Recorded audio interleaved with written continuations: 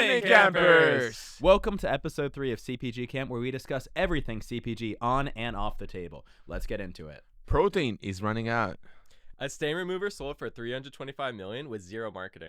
and we'll discuss the Great Cow-spiracy. Ooh. But first, the headlines. First, is there a whey shortage? Is this protein Armageddon? With the increase of whey consumption, we're seeing increasing amounts. On top of that, Mrs. Mouse sold to Churches and Dwights for $325 million. Tyson's has a new CEO. Loonen Water is blowing up across New York City. And Gordon Ramsay has an olive oil. A lot of stuff we're going to get to today, man. A whole But lot. I would start from the hottest one. Everyone is talking about protein. Is the whole thing, man. Right? Oh my God. So what is going on? We have discussed protein a little bit, but what's the latest? I mean, the latest is that protein is running out, but I wouldn't say just any All protein? Exactly, yeah. It's running out whey protein, which is a byproduct of milk. And basically, it used to be thrown out before, but then some brands decided to put it in everything. And they're putting it in everything, right? And that's the reason it's running out. They just keep putting it into products that's not normally in. Absolutely. Every day you wake up with the news that a new protein wipes is coming out. A new protein popcorn. Protein is wipes. out. Protein wipes. We're doing protein wipes now. Okay, why not? But I mean, you have water. You have popcorn. Shout out Bunkies and Cloud. You have pretty much any possible snack. You have Hornbills, Chornbills like we tried last time. True. You have David doing like everything under the sun protein. I mean, it is protein. You heard it here first. A protein wipe will come out. I don't know Wait, how it'll protein get wipe? protein into you. You know what? but- It'll be like what was it? Not 4 a.m. sleep. Sleep or die. Yeah, You yeah, just yeah. have a little like Listerine strip that has protein somehow Yeah, in I'm it. surprised Yeah, why they're not? protein, like tongue mouth slips or Yeah, something. Yeah. 0.5 grams of protein really gets you I through think the I day. looked it up, and actually the protein molecule is too thick to go into your skin. Because you know how they have nicotine patches? Yeah. A while ago, I looked up creating like a protein patch. This is like mhm. 5 years ago. But the protein molecule is too big, it said. I don't know if someone's Yeah. going to, work on it. So what was once the domain of like gym bros who would just chug it, including Jack and I, unflavored, don't recommend it. Optimum Nutrient obviously took it by storm for a 2-decade period, massive growth, but we are seeing protein in every single product. But what does that mean for consumers? I mean, I don't know. It's difficult in the sense that, first of all, I would dig into why protein is coming out. And definitely the data is behind. Like, it's really better for you to get more protein. You should get more protein. People say you should get 200 grams of protein a day, 180 grams of protein a day, definitely at least 100 grams of protein a day. But the main thing is the GLP-1 consumers, because now a lot of people in the countries are doing GLP-1 to decrease fat. But what they're seeing is that the drug also reduces muscle mass. That's why there was a spike in demand for protein for these consumers, which is now like what? 20-30% of the countries. Yeah. So it really moves the needle. But I think we're getting something wrong in here, man. Yeah, like what's going wrong? the way thing is like we have so many different way to get protein. Yeah. But we're only using that way, which is Yeah. whey protein Pun isolate. What do you intended. think? Yeah. There's so many different ways to get protein naturally, whether it's even through like, beans, lupini beans, or like, fruit. I don't think fruit has, but, meat. But now there's like, so many different ways where you wouldn't normally expect it, like crackers, chips. Yeah, well, it's the form factor, right? So Yeah, you're the seeing form an factor, expansion sure. of form factor. You are seeing an increased diversity. Of course, you have whey, you have collagen, you have pea protein. You can use like things like seitan, so that's like a wheat protein. Obviously, like, other real protein sources. Wild Chips is blowing up right now that's with what I was gonna crackers. say. You have Buffs, which is like a beef ball. You have Prime, which is a Parmesan rind piece. You obviously have lupini beans and lupini. Yeah. So it is expanding, but it is no doubt that whey has been leading the charge, especially in the snack space, and snack has been getting the most attention, no doubt. Yeah, and there is like a divergence of products where it's like he was saying, having like chicken chips, which is basically what Wild was doing, was like And chicken crackers. Man. yeah. That's some big Now the news. crackers they just released was really cool because they're using this ingredient that naturally is a protein that you would find normally. And it's not whey or something like that that you just are shoving into a chip. But there is like a divergence of a lot of brands. 100%. But I mean, I don't think on physiologically speaking, like for your body, I don't think there is something wrong on consuming whey. Because I did my research. It's basically, some people say it spike your blood sugar, which is not true. Doesn't actually can reduce your blood sugar. What it does spike the whey protein is your insulin, which is not great long term because you can develop insulin resistance and basically become diabetic. I wouldn't say it's like whey protein will get you diabetes, but definitely we all know it increases possibility. But definitely you all know that you need diversity in your food. Yeah. So to have all these brands that are just getting whey protein, this is problem number one. Problem number two, I would say, is business wise, in the sense that everyone is using the same source of protein, which is whey. So obviously there is a limited amount to it, and as we're seeing right now, it's in shortage. So price is gonna go up. COGS is gonna go up. Your margin will go down. Apparently, Costco is literally seeing people come carts at a time, filled up with all the protein. So I mean, a great day to be like a Chomps 2 and adjacent categories. But I think what we're gonna see, no doubt, is protein prices are gonna spike across the board.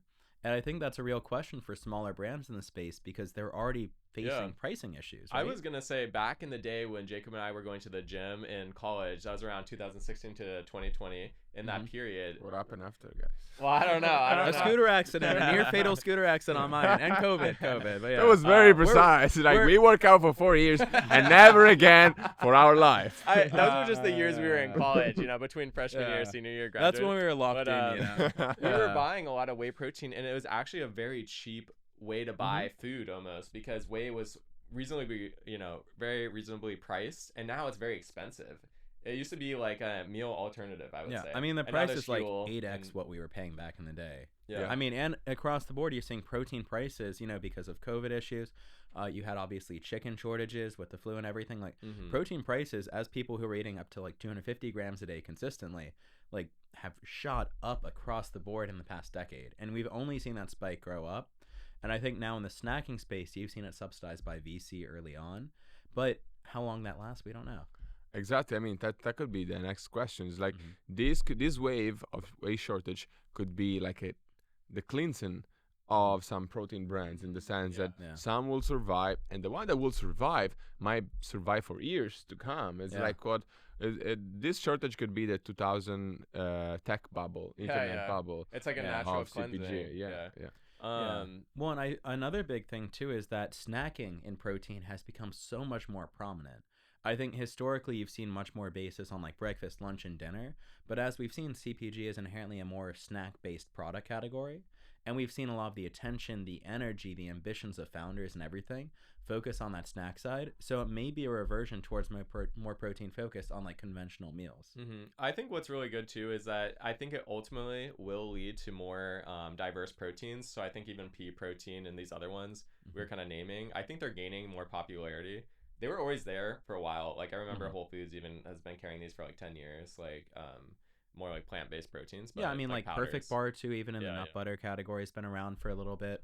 I mean, Optimum Nutrition's been there. They've had all of the organic ones for at least 2 decades. So, and like Whole Foods, Fresh Fields. Yeah, I think that's a good thing. I think, it will grow even as much as whey is still growing. You'll have these like other ones alternatively grow, but I guess we'll see what happens. So, But I mean, definitely this brings us to the next big debate, and it's truly about protein, right, guys? Like, in order to get protein and performance, are you willing to pay any cost, no matter what, or you are more an traditionalist, naturalist? You look at the ingredients list, and you care more about your health rather than your performance. This is a debate that we can discuss. And we can bring us some of our friends. Let's pull it up. Let's pull it up. So this is was Joe.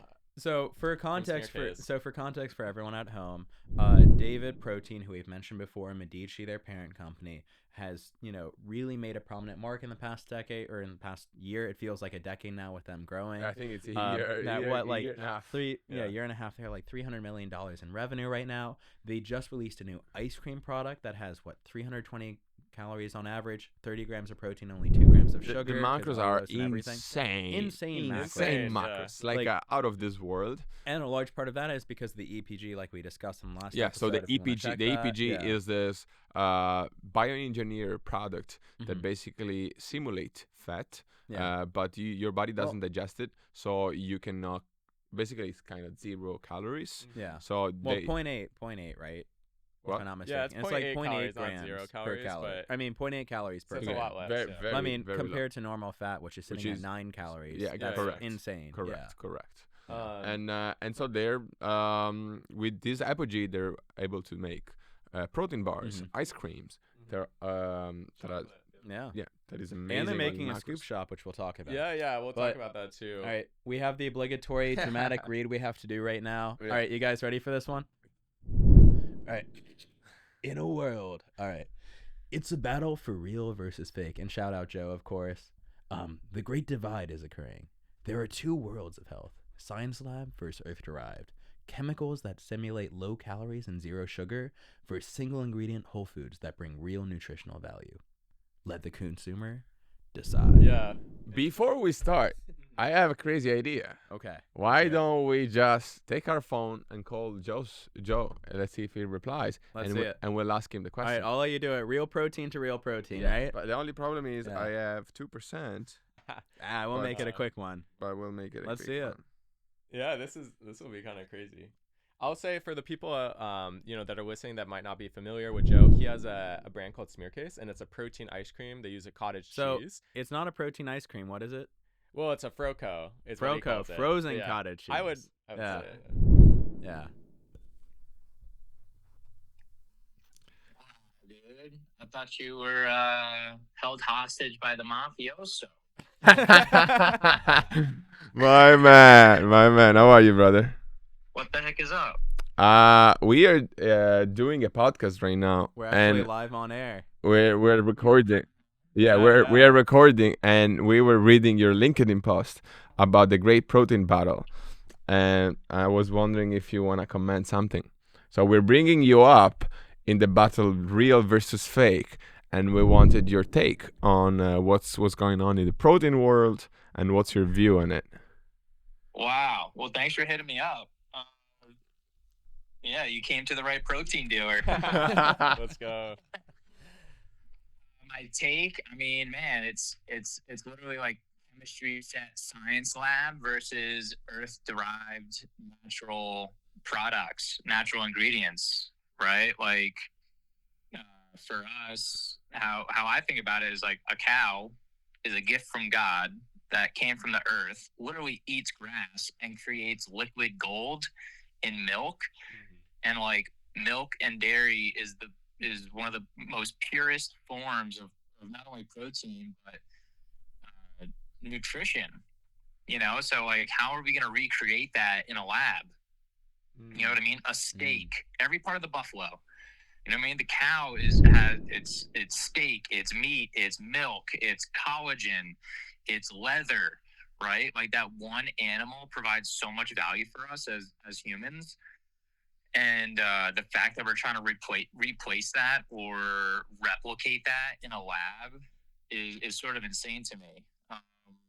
And then like furthermore, like yes, like whey protein comes from a cow, but brands are just putting whey protein in their products, calling it healthy high protein, when it's just literally like a different version of a protein shake, versus like using real whole foods that are packed in it with nutritional value, and you put those together in a low processed way and arrive at something that is actually good for you.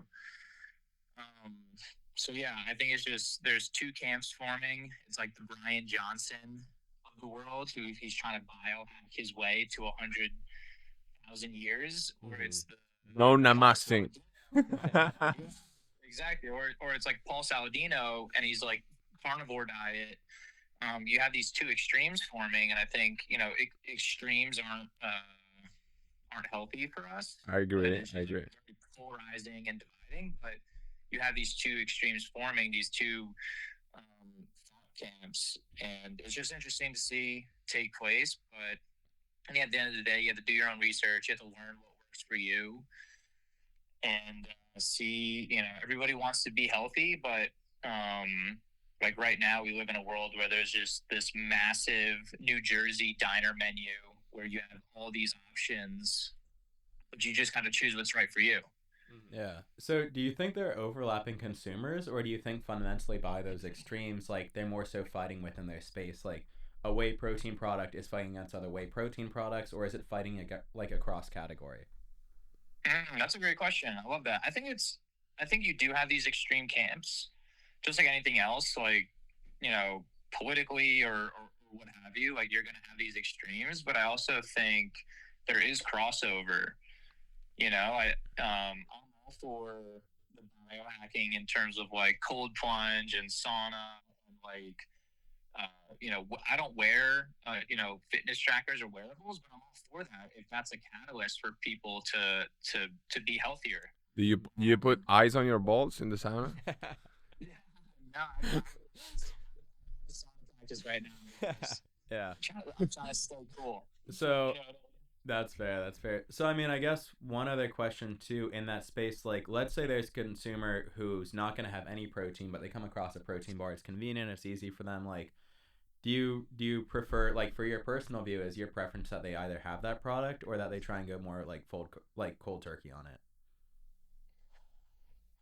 Oh man, I think it's just like what works for you. I think people love convenience. Mm-hmm. I think for me, like, I'm always looking for the healthier version of what I'm already consuming. Mm-hmm. Man, there are times where I pick up a protein bar when I'm in a pinch, or a protein shake at a bodega when I'm in a pinch, right? So like, I'll compromise here and there. It's not like every day. But people pay for convenience, especially in this day and age where time is of the essence. Being in New York, you're looking for convenience. But I think it just depends on your goals, right? Like a GLP-1 user may look for super high protein, super low sugar, super low calories, versus, a CrossFitter or a High Rocks trainer might be looking for, maybe they need calories and they need carbs and they need the protein.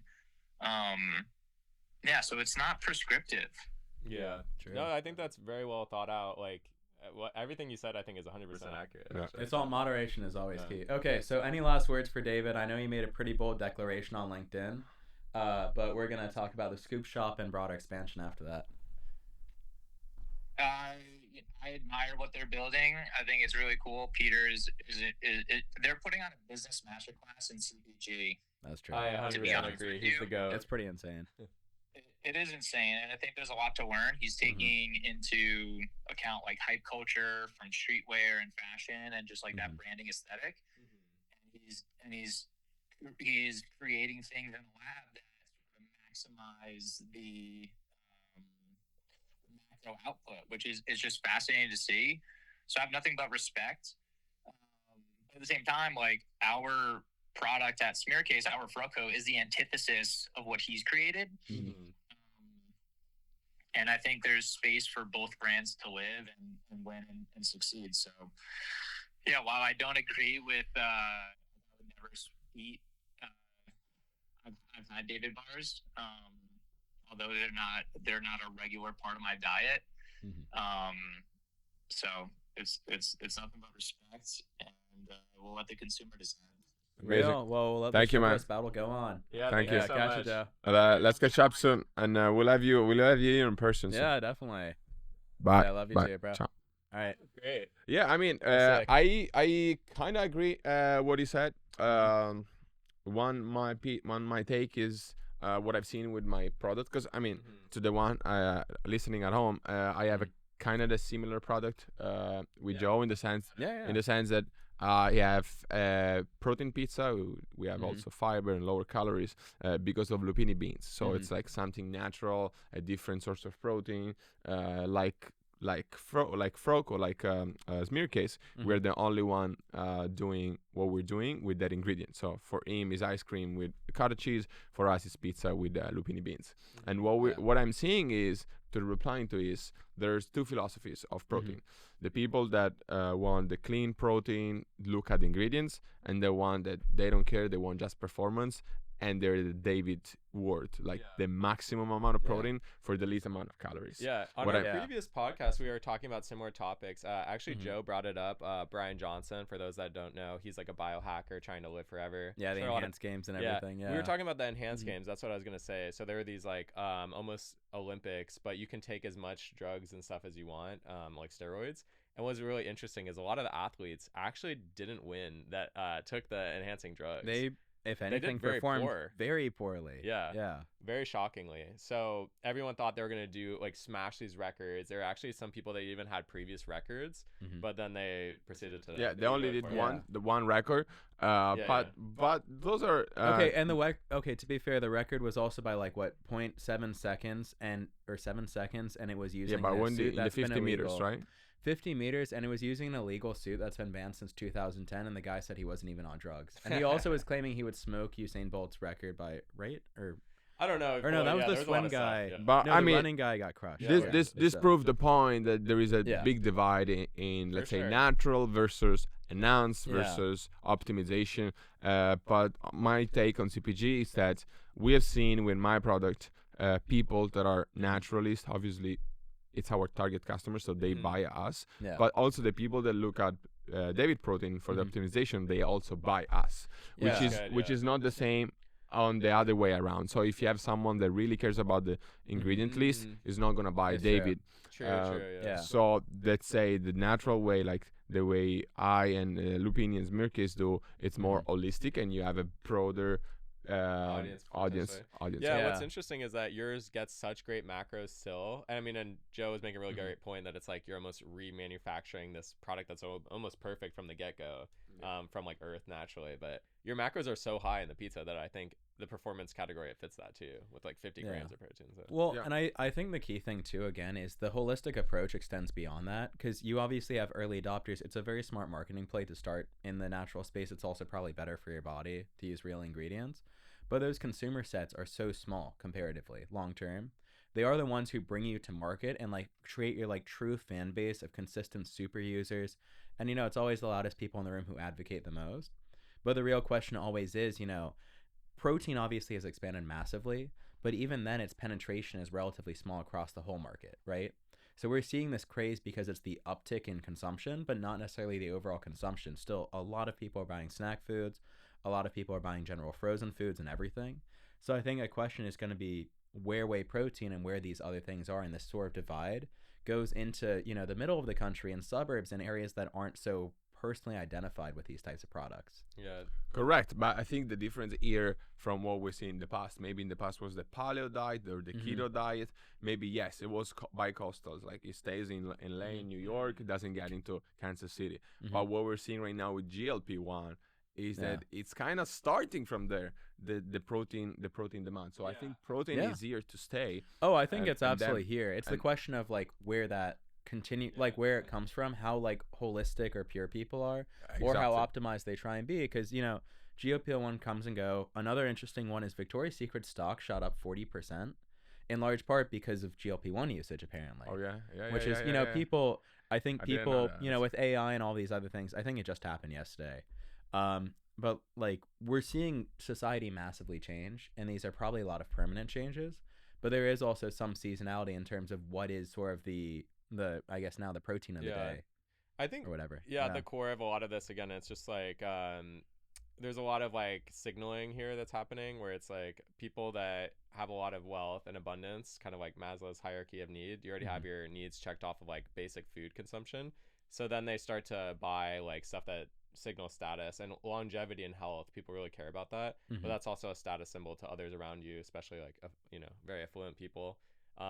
Also, side note, David did a really great job with that ad with I think it was like Bella Hadid, or it was Gigi Hadid on the super yacht eating the ice cream. Oh yeah, they actually shipped it out to her too, which is crazy. So they're also opening a scoop shop too, which we'll talk about. Yeah. But I think that's like classic marketing to show that if you're also like other super rich people on a yacht, you're like, oh, this is what cool people do, so you want to consume it.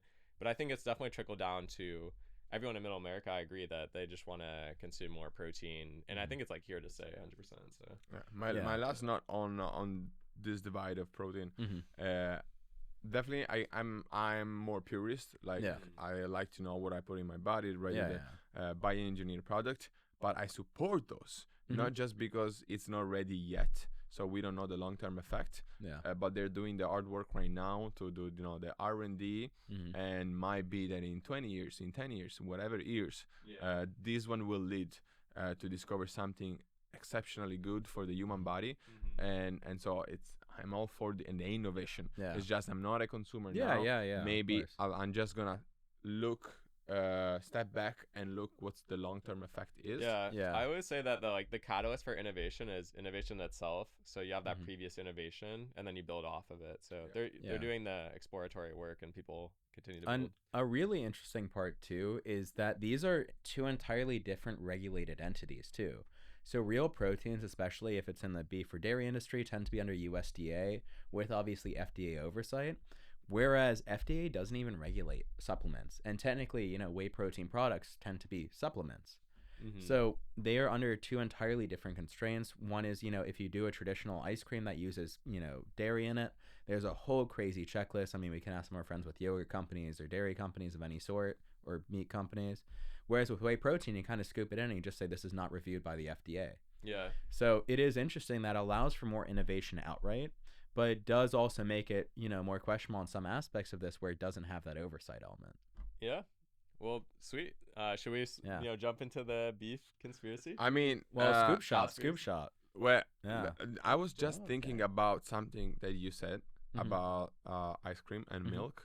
And so I just read, I didn't know this, but in order to call ice cream, there has to be a certain ratio Yeah. of milk, which this adds something to my Mhm. conspiracy theory, which Oh, will rebate wait, so what's the cowspiracy conspiracy?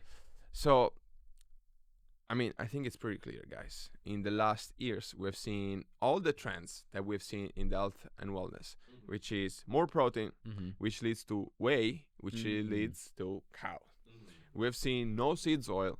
No seeds oil means substitutes, which is beef tallow, Yeah. which is cow. So I think the cow industry is behind all this wellness, kind of trend. I mean, the protein might not be it, but the way I think is like all these guys from the meat industry meet up in one big tables, like in the lobby, lobby stuff, and they were thinking, okay, guys, what's the how can we increase consumption of beef tallow? Like, cause we have a lot of tallow, A we don't byproduct. sell it. Yeah, It's a byproduct. It's kind of a waste. It's fat. People don't want fat. Everyone is like putting low fat, low fat. How can we do it? It's like, oh well, people used to fry stuff in beef tallow. Now people fry stuff in seed oil. So let's declare war to seed oil. Let's use influencers. Let's use whatever. We'll publish a study that says that seed oil cause Yeah. cancer for Now you there's and the So- next oh, 10 wait. generations. So you're calling this a great cowspiracy? I'm calling the Great Cow-spiracy. Okay. man. I think Ooh, I more like think- moo. Moo. And you know what's crazy? There's even a website they made that's like a seed oil scout or something like that. So it's like you can check your restaurants now. Yeah, well, other and there's products. different seed oil certification 100%. ones. And And I mean, I will say, to give credit, what's considered the most successful ad campaign of all time? Got Milk. Got Milk.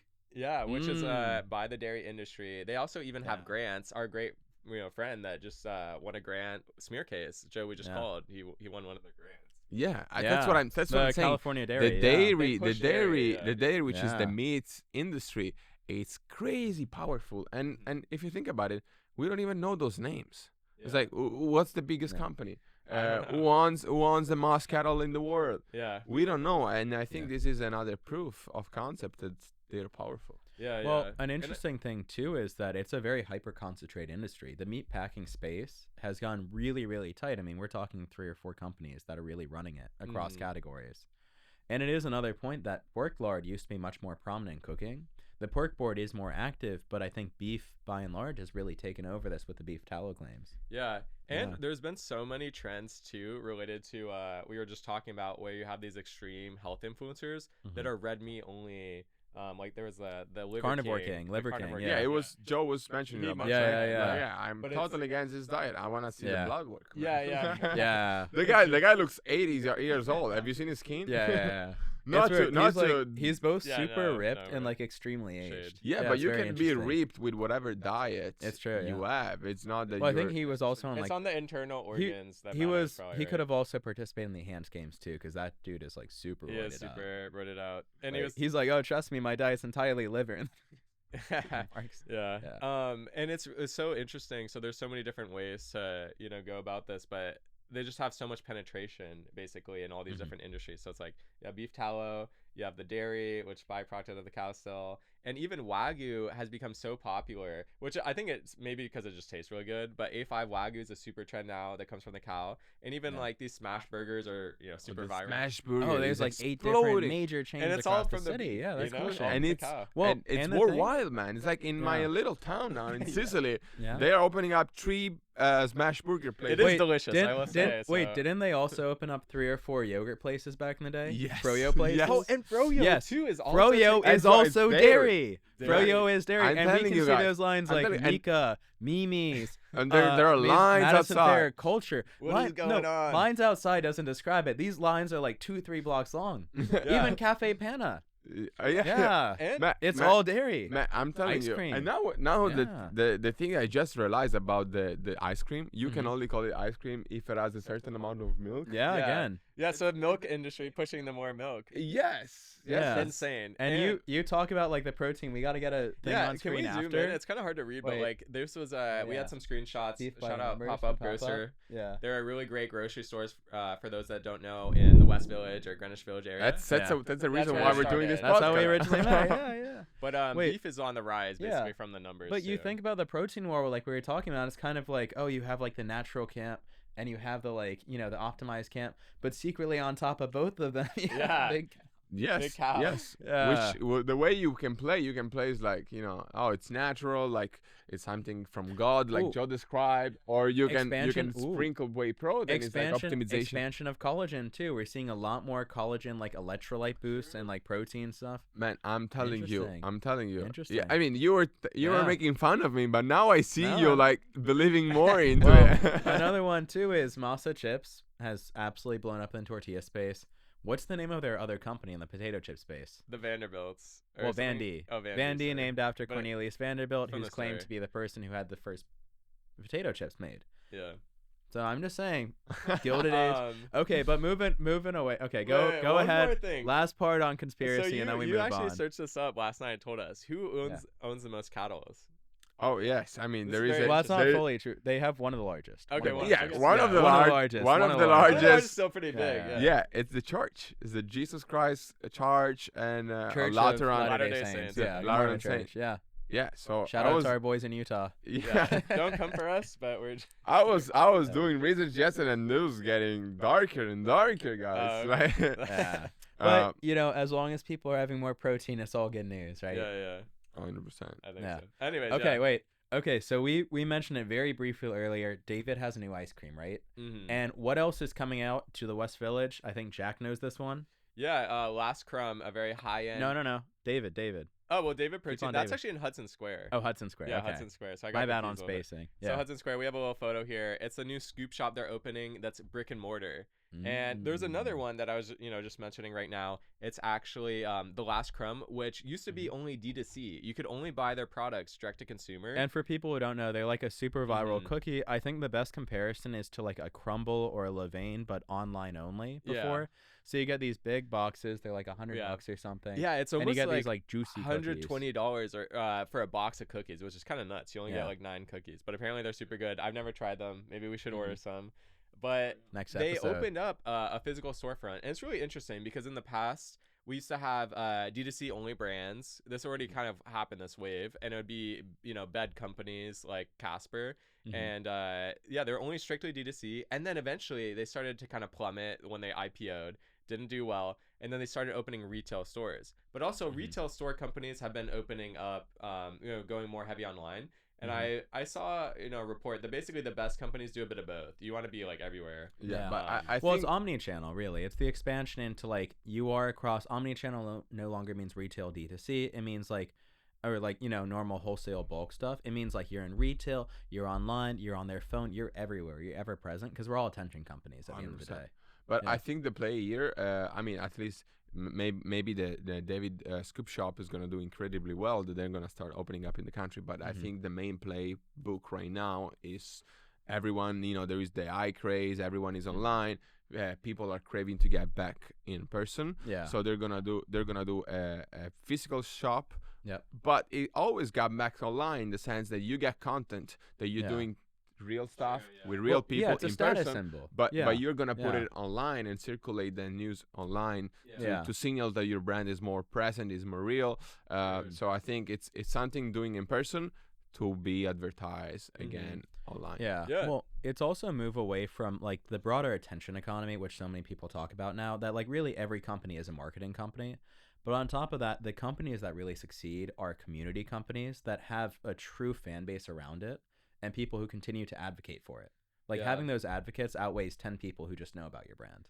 Yeah, and we touched on it earlier, but there is some interesting companies like Miss Mouse that sold for 325 mil, and they're only on Amazon, I believe. So yeah, yeah, I mean, Church it's Dwight, really interesting to see. We have like maybe a screenshot somewhere here, but Yes, I mean, see it. I've read something about it. From CPG 325 million, pretty nuts. I've That's- never even heard of this brand personally. Have you guys? No, Honestly, me no. neither. But Yeah. I read something on LinkedIn of a guy that was reconstructing the P&L, profit and loss of them, and basically they do $0 in marketing. $0 in marketing. That's what the guy was saying, and That's insane. but they have only 35% EBITDA because it's an Amazon business, and Amazon takes 30 Yeah. 30 to 40%. Amazon's very hard to be profitable. Yes, but in this case, they're very successful because they were only selling on Amazon. They don't do marketing. Your marketing just paying Jeff Bezos, and you can do an exit of 225 million. So there is no playbook, the Hey, pro- he really needs the money too after the Blue Origin thing. So. Oh yeah, did you Yeah, see yeah. that? His spaceship Crazy yeah, launch. yeah. Crazy. But, yeah, very unfortunate. Very Yeah. unfortunate, sad for him. But yeah, it's very interesting that Amazon, you kind of pay that price when you get on there, but it is like a marketplace, so you do get that discoverability, which means you need like less ads inherently. A lot of people still run them like the pay per click, but when people search similar products, you can show up. So you're kind of paying that price. Well, for and it's interesting discoverability, as I we would talk. say. Absolutely, like, yeah. This is proof of point. It's like Yeah. you don't need to go out and do a different marketing campaign and paying an agency while just paying myself a commission. I'm gonna bring you to do an exit of $225 million. Yeah. Well, I mean, across the board too, it's interesting to see that there's such a focus for the virality elements of the in-person and the advocacy and the brand building in person. But you're seeing increasingly online, like you're using a lot of Instacart ads. Instacart's been a great partner for a lot of people. Target and Walmart have their own systems for that. And the sort of omni-channel elements where increasingly people are buying their food, especially CPG snack-related products, through online means and getting it delivered. So it is interesting to see such a big exit in an entirely online delivery system. Yeah, I feel like all the big orders for groceries are now going to become online, and then people are just going to go to these niche cool grocery stores like Nude Miami Pop-Up Grocer just to shop, like, I don't know, fun snacks maybe. I'm not sure. Maybe I think that's a hot take. I think maybe in the cities there's more of that. Yeah. But I do think there's some element of spontaneity, and increasingly, maybe it will be something for younger generations. Yeah. But there is something in terms of like, going into a grocery store that I think It really is still nice, resonates with a lot of people. But But it's true. I It's the world is changing. The world is I changing. agree, disagree in the sense that what I've seen is younger generations, Gen Z, whatever, they are going nuts about going to the supermarket and spending hours. And I was realizing here this in the US, but I recently hang out with my sister, and she was telling me, it's like, we were in Peru for because I did an Ironman race there, and she was like, oh, let's go to the supermarket. It's like, what do you need from the supermarket? We're on holidays. Let's go to a restaurant and try stuff instead of going, oh, no, I like to go to the supermarket to see what product do they have, read the ingredients, what kind of ingredients do they have. I was like, I'm the CPG guy. Like, why you are the one That's hilarious. wanting to go to the supermarket and looking at the products? And she was like, oh, no, we do this with my colleagues from university in Italy. It's like we go for coffee, whatever, and in the afternoon we go to spend some time at the grocery store and look what's new, what the new ingredients. And I was like, wow, it's like even it's a worldwide thing where people, the newer generation are very attention focused on the CPG to see what's new, what's the ingredients they use, what they're putting in their bodies, like, which makes sense. It's all a wellness thing. So people spend more time at the grocery store, and that makes sense, which everything online, AI, what's left there is real, is that product that you will remember. You grew up, you give it to your kids, you know, you have all this emotion attached to it. And that's why CPG is booming and VC loves it, because it's safe and it's not in the crazy AI. Insulated, I would say. Well, and I think you really touched on a good point, and that's like honestly been the focus too for Jack and I with Bitem, which is our company. We do brownie bites. Is like the power of nostalgia is such a strong thing. In a time of uncertainty, people want to come back to comfort. They also want to care about their bodies. They want to focus on the status element of it too, of being like, hey, this is a cool snack I found. You feel like an insider. And I think especially with now founder first stuff happening, like all of us very publicly, you know, a lot of people find identity. And I think the key thing for founders in the space is to not make yourself the spotlight, make yourself an advocate for your brand, make sure the brand identity shines, because it has to be like, you know, something tied to each person who purchases your product. And we also shouldn't just focus on like the people our age, like consumers of all ages. We have what Lucille is going gangbusters in the senior space, because, you know, increasing we're in an older society, right? People party less, people drink less, people do drugs less. You know, people are finding new identity in all these saunas and everything. But by and large, the consumer base is getting older, yet we focus all of our energy on this younger identity, because it's people forming those habits that will live with them for life is the bet, I guess. Yeah, like life, you know, expectancy or whatever the age. Yeah. It's like increasing for sure, I would say, over time. But yeah, what should we do? I don't know. Let's switch over to bevies. Okay, so in New York, there's a water that everyone has been talking about. What's it called, Jack? It's called Loonen Water. Loonen Water. Ooh, there it is. It's a nice looking glass. Yeah. So what's interesting about Loonen? Have you tried? We've tried it actually. Yeah, we tried it at Meadow Lane, which is one of the first stores that carried it. It tastes very clean, I would say, but I personally liked it. It does taste like water, which like, I mean, doesn't have as much of a taste. I'm a water nerd in the sense that I really see difference in water. Yeah, I feel like I can specific see waters it that I too. like or not. So I'm very great curious water, I would to try. say. I'm very curious to try. Yeah. The lip is very big, the mouth lip. So if you turn it up, too much water, I would say kind of comes out, but some people like it too. But well, I think it was designed too. I think the founder was saying, she did a video with Sammy, who's the founder of Meadow Lane, which is like a boutique grocery in Tribeca. Did a video about being able to like pour in your like electrolytes. So seeing water in a means of expanding beyond just normal water usage into how people use it. And I think also sort of the status of identifying as being even cleaner in a sense of like focusing on water, which not as many people do. I'm a fan overall. Like I liked it a lot. So but cool. what's the source of it? I believe it's a spring in California. Don't quote me on this one, but she was emphasizing that it's very heavily filtered. And they do the most tested water. So they do the most like more testing than other waters. I haven't looked too much. So that's the piece of differentiation, because you always have to have a differentiation. Yeah. It doesn't work just to have a cool marketing. Yeah. I mean, it's a big water bottle. It has a wider lip. Apparently, it's very heavily tested and filtered. And a big thing too is that Big Geyser is carrying them. For those who don't know, what's Big Geyser, Jack? They're a distributor here in New York City, and they carry lots of products. They actually carry, I think, David Protein locally. Obviously, they probably work with Unified K here. I'm not sure, but they're like, if you're gonna do New York, like they're a big dog in the space. They only work with these companies that have like $50 million of funds normally, or really have some type of growth or connection to them. So I think you're gonna start seeing Loonen all over the place in New York, and if it makes it in New York, it can make it anywhere. So we'll see. I mean, speaking about water, I have another take that I've been thinking about it. Oh yeah, what's the take? About the beverage space. So what's the number one ingredient in a beverage? Water.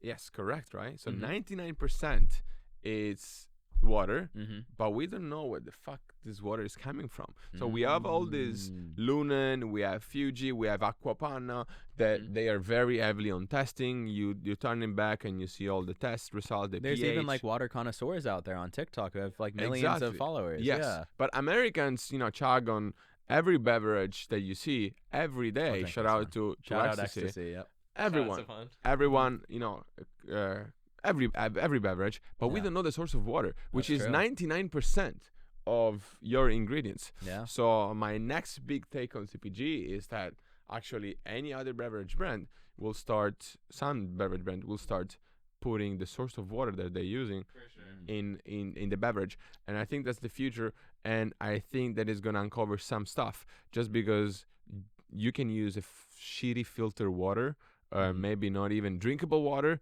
and just putting all the scents, like Yeah. all the Yeah. flavors, and you're not gonna feel the horrible taste of the shitty water that you're using.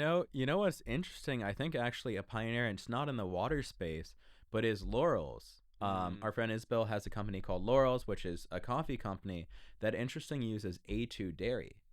So you're already seeing like a primary ingredient. Obviously, it's not water, but it's, mostly water product from cows that already signifies that's a specific type of product. And we also have them in the ice cream space with Alex too, although they obviously changed because they couldn't get the volume. Yeah, Um, 100%. yeah, I think that's an interesting claim, Dominic. I think that's Yeah. an interesting connection. Yeah. And I think the only way to do this is to do collaboration with Spring, Yeah. with Springs, because Mhm. I mean, it would be very difficult to get this done on a supply chain. Yeah. Yeah. It's like imagine having shipped containers of water to get Wow, to get to yeah. your production So facility. could it be production facilities moving to Springs?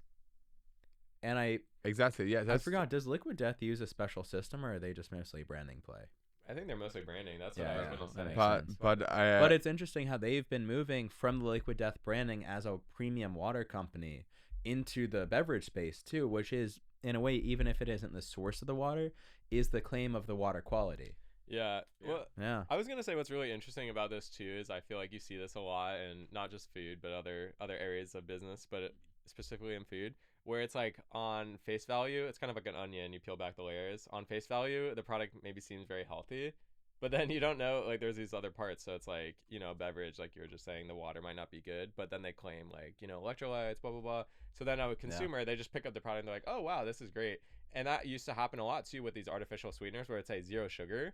But a lot of times they're sneaking in like 20 grams of like stevia or Sugar whatever. alcohol was Sugar a big one, I know. alcohol And all is the like- old protein bars, it used to be like It's- 8 to 10 grams Yeah. of sugar alcohol. So these kind of consumers like are like, 1 gram oh, of I'm sugar, so yeah. healthy, but it's like you might have been healthier off, Yeah. obviously, with the real sugar. I don't know, whatever it is. yeah, I Yeah. strongly agree with you. I mean, there is better for you than Coca-Cola, yes, for sure.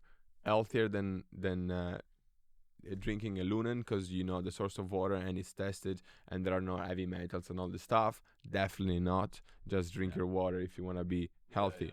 If you want a better for you option, then you go for it. Yeah. But I think there is space for a new beverage that is super healthy, not just better for you, that cites the source of water. Like doing a partnership with San Pellegrino or whatever, where you have sparkling water, just put a little bit of lemon and you have the healthiest lemon on earth. Yeah. Cool. Well, I mean, I think you're just seeing so much innovation in beverage as a whole. It's obviously, for smaller brands, it's a much easier space to enter inherently in terms of producing the product and developing it.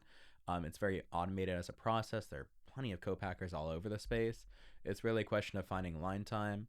Obviously, there are a lot of complexities our friends in the space can say, but the biggest part is marketing, right? Like, fundamentally, it is because there is a lower barrier to entry and people just consume so much water, beverage, whatever, that there is just a brutal campaign of, even if they have good margins on paper, the marketing spend is just insane. Yes, Um, which is also the good yeah. and bad, because the barrier Yeah. to entry, it's kind of easier. It's way easier to produce a beverage brand. I mean, we have brands that needs cooking, so it's way difficult. You have kind of fermentation and then the rising of the dough, because For sure. we in the pizza and also in the brownies and the temperatures so it's way more difficult. There is way less competition. The beverage is just brutal. There is a new beverage company going out every day. I feel like it's every minute practically at this Yeah, point. Seriously, yeah, there's yeah, just like so many of them. What's interesting too is the expansion in the electrolyte space and the powder space. IM8 we're seeing absolutely everywhere too. And I think it's a really interesting application where it's expanded beyond even the beverage into the application of these powders and other things. IM8 did a collab with what's the acai place, Bar, Yeah. or It was yeah. Earth. No, not Pliables. I think it was Earth Bar, which Well, Earth Bar, they did the one. They yeah. also did one with the parrot, Oakberry. Oakberry, They did a collab. David Beckham. Yeah. But yeah. Yeah. I think Okay. they're really growing. We can cover them another time. I Yeah, think we yeah. should do maybe the mystery product. Let's do the mystery. Oh, I'm actually yes. really excited for this. Let's see it. Okay. So So every Okay. day at Camp CPG, in this briefcase, I learned the word recently. Yep. We're gonna put, in this case, Jack today, put something a snack or yeah, something. I so don't know. Jacob and I'm not Damiano sure. don't know. So we don't know. I mean, Okay, so should we let Jack open it? Yeah, I so can. Alright, what show are it we to gonna us, do? show Like, it I'm to gonna, us. you're just gonna put it in my mouth? Yeah. Or just, we can look at the Alright. product. I think. Okay, Yeah, let's we look can at the talk about it. product. Wait. Let me see at the same time. I'm nervous. See it. So you got it. Yeah. All right. Yeah, there we go. Ooh. Okay, it's already good. Oh, you I'll show press you how to do outward, it. outward. Yeah, you push both of these. We're still learning on this simultaneously one. We're way. working on it for those at home. All right. Oh. Oh. Tony's chocolate. Wait, I know what this is. I know this isn't just Tony's though, right? No, It's Tony with creamy milk chocolate. it's filled. It's filled. filled It's their new Tony's. series. Wow. And actually, Jacob and I today are actually gonna go to their HQ. Yeah. They invited us over, so amazing. their chocolate. Yeah, we'll see. Yeah. we're gonna This eat one was some already a little chocolate. snacked on, but it was from Fancy Food. We actually brought it back. It's a new product they launched. But Wait, Jack, you were snacking on this? oh, sorry, No. From Sweets and Snacks. Sorry. Sweets and Snacks. 20-year-old. Yeah. All right, wait. Let's try this. Okay. Ooh. So I know they Wow. their differentiation is that they source the chocolate very ethically, right? Yeah. Yeah, that's a And big that's part. why I picked them today because we're gonna go to the HQ and they do a really good job of that. good. And chocolate, it's really hard to get it without slave labor, so they do a great job of trying not to do that. And there's even I think a coalition right now with like Hershey's and some of these other people that they're trying to lower the chocolate prices. They were kind of spiking last year. I think they're a little more stabilized now. But yeah, they're just a really cool company. They came out with this. It's not in direct competition, but kind of coming for Dubai chocolate, I would say, because that really made it popular to put stuff in the chocolate. Yeah. And there was even these Filled other weird products, products. yeah. I don't know if you guys saw that, but it was I like gotta have some unicorn more. hair That's at one delicious. point where people were putting like cotton candy in the chocolate. It's like a little weird, but Yeah. So two questions for you. Mhm. One, Wait, how let are me you try doing? Speaking of chocolate, chocolate is your main ingredients. You get It is. Chocolate chips are first ingredient. That's true. You guys have 35%. 35% chocolate product by volume. Yeah. So my first question is, Mhm.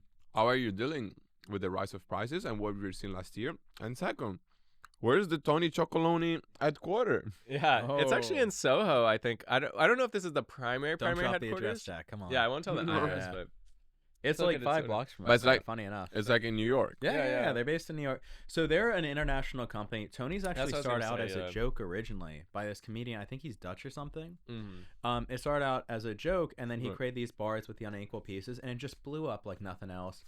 They're doing, they must be doing like $1 billion now. $1 billion? They're Yeah, a they've big been company growing a now. lot. Their open source chain includes like Feastables and a bunch of other prominent companies. Wow. They've been really, really crushing it. So How it's old a is the cool company? product. I think it's like a decade old or something. Yeah. Yeah. I mean, it's a delicious product too. Wow, amazing. So good. Let me see. Yeah, their global headquarters is in Amsterdam, the Netherlands, which is cool. So it's Yeah, their this is US like their headquarters main is here. US headquarters. But Yeah, I discovered some bullshit there, guys. We're coming out in the podcast. yeah, but I don't know. I just brought this today. Yeah, because we're No, going there. I thought it'd No, be thank cool. you, thank you. Yeah. So the second question, chocolate in Biden brownies. Yep. Mm-hmm. What's up? What did you experience? I mean, there were definitely price increases. A benefit for us was our volume was increasing at a pretty drastic rate. So we went from like Webstron orders, which is not the way you should be producing at volume, into like actual relationships with producers. So that more than countered it, thankfully, on our end. Yeah, I would say since we were such a small CPG company, our prices were pretty high, but we were just selling in independent stores at first in New York City, which is normal. Because a lot of these stores, the consumers here are used to buying a lot of these Higher niche prices, products yeah. and like higher prices. It is interesting because other companies, shout out Midday Squares, they actually pivoted because the chocolate prices were very high into these PBJ no bread. I don't know We if you gotta saw bring them. those. They're delicious. Yeah, it was like grape and We tried. strawberry Did you try it with flavored us jam. at Expo? No. Okay, But, it's really good. It is a real concern always, but I do think that they have done a good job of dropping the prices of chocolate. It did come back, and it's like more stable. Yeah, it went down pretty considerably. Which from is its interesting with these spike. things. It's like, Well, it's a harvest cycle. Yeah. you know, the same too with what's interesting is like real estate, for example. I feel like it only goes up basically the price. Yeah. But like sometimes these commodities, like the price actually does come back down. Yeah. So. Well, I mean, so 100%. much of this too is because we're, inherently it's very hard to be connected to your supply chain in the U.S. Yeah, it's pretty good, right? There is, it's really good. I gotta have another piece. Yeah. Yeah. Ooh, I'll take the Tonys. But I mean, speaking of chocolate, I really admire some new innovation in the space. For example, I want to mention Ariel from Figa. Figa, they're Figa awesome. Food. Yeah. Sick They- product. Yeah, She's sick great. product. She did a great presentation too, right? For the Naturally? amazing presentation. Yeah. She won Audience Choice, Mhm. and she used the cupuaçu, which is basically the cousin of the chocolate, Mhm. and it tastes exactly like chocolate. But some people are. She was saying some people are allergic Yeah. to chocolate, We were so they telling- can. We met one recently. Yeah, we told her to try the bar. We didn't have it on us. Or anything. And the person was crying when she tried the cupuaçu because she's like, I haven't been able to taste chocolate for Oh my 15 God. years. Wow. And so I think it's an amazing story, and Yeah. it's also an amazing thing because it's an edge with the rising price of chocolate. Yeah. But they're doing a good job on taste wise because when I Mhm. was in Peru, I went to the Amazon in the border to Mhm. Brazil, and Very they cool. were selling cupuaçu chocolate. Yeah. Not it. Not as good as Figa. Wow. Actually, it wasn't that good. Well, yeah, and she was And- telling us before that it's very hard to get that process. They spend a lot of time on R&D. Yeah, and then I Yeah. tried their product at the Naturally Peach competition. I was like, wow, this is It's a good chocolate. Yeah. Yeah. It's a good. I mean, not chocolate, but chocolate. There's Yeah. one other company I want to shout out, and then maybe we should wrap up. But I think Side Piece, he also, Yeah. we have a photo real quick. Maybe we can bring Mhm. it up. He has been doing a process of building out a manufacturing line. He did a big post on LinkedIn, and the product shoot of the photos look really great too. That's it right there. It's beautiful. A lot of people are commenting on it. Yeah. And I love their branding. Yeah, I It's so think good. he. Yeah. It was you reminded me right now too because you're talking about this process and like how it's hard to do. He had to do a lot of this himself apparently. Well, he with his combined wife. like 4 machines together. We gotta get the post up on the next show, Yeah, or yeah. like put it up after. He in built his own post. line, which is a lot It's of money this to like put up. huge beast of a machine, which I wish we by had. It himself. looks so sick. But Yeah. yeah, it's a sick product. Looks cool. It's kind of Yeah. like Dunkaroos. If you had it as a kid, you like take stuff and dunk it in like. Yeah. Oh, we were talking about the poop one. Yeah, there's one called Dunkaroos. Dunkapoos. Dunkapoos, yeah. Poomparu. Yeah, They have Dunkapoos. little plungers and you Yeah. put it in the chocolate. But this is Yeah. like a healthier version. Okay, last Okay. question. I did my next take on CPG, which is Okay. gonna be the water source mentioned in beverage. Yep. What's yours, Jack? I don't know. I don't know if I have one right. I feel like I say a lot in general. I'll say. Can be Come something. on, you got one. You got one. Can be something even not this serious. Yeah. But you know Yeah, what? yeah. I'll get back to you. Okay, yeah. Jacob. I'm doubling down on crickets. I've been telling people. I think Yeah. whoever is the first person who can market crickets as something you can add into product. I mean, it's just much better for the environment. Super high in protein, super high in fiber. It's more ethically sourced too, like Exo. considerably so. Exo. I mean, Exo. Exo. That's a company that does it. Yep. They yeah, make yeah. they make protein bar from cricket powder. Yep. And they sell. Right. Yeah. and Yeah. they yeah. say whey protein. It's not Yeah. whey. It's cricket They powder. they haven't cracked it. I just say you yassify the shit out of it. Yeah. If someone can crack the yassification of cricket code, I think we're onto something big. Yeah. I mean, Yeah. you need just big influencers. Yeah. Alex Earl, get Alex Earl on this Yeah. one. Yeah. I think we're gonna see an Yeah. increase in investment in CPG over the Mhm. years as like a hedge bet against AI, which I know yeah. that one might not even be that spicy of a take or anything, but I think in general, like I'd probably bet some money on that. Yeah, I mean, 100%. CPG is currently 2.8% of all investment in VC right now. Yeah, it's a small AI amount, is for currently sure. like 65.3%. Yeah, it's nuts. I mean, obviously, I think realistically the upside in AI long term, if one's speculative about it, vastly bigger than CPG. But people got to eat, so yeah, and but people food- love to snack. But another amazing thing is that AI will benefit CPG That's true. just because for founders and for the whole team you have an amazing optimizations and automation It's true. which will make CPG company We've- more profitable. We've even been seeing a lot of robots, like different companies trying to reach out, talking to our co-packers or even our co-packers. Yeah, and different ones automation we talk to, processes. Yeah. trying to bring on robots. So it's kind of crazy. And yeah, I think so. Again, yeah, food and beverage, we'll see more investment dollars. I mean, Yeah. I don't know about you guys, but I spend, I would say, more than 2 hours a day just modeling or talking with Claude. Yeah, we do too. It's I mean, addictive. the amount of data you can look over when you have a relatively small budget, or elements you can just explore and have it sort of do on the side while you're doing your other Or work. the documents you can produce, and the quality of them is astonishing. They're very high it really quality. is. Yeah.